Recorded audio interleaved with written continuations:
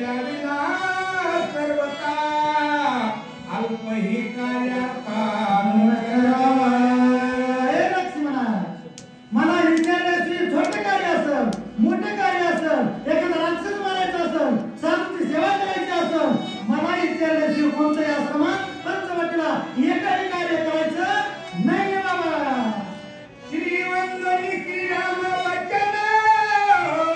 सुमित्र सदा सावधान तवते ते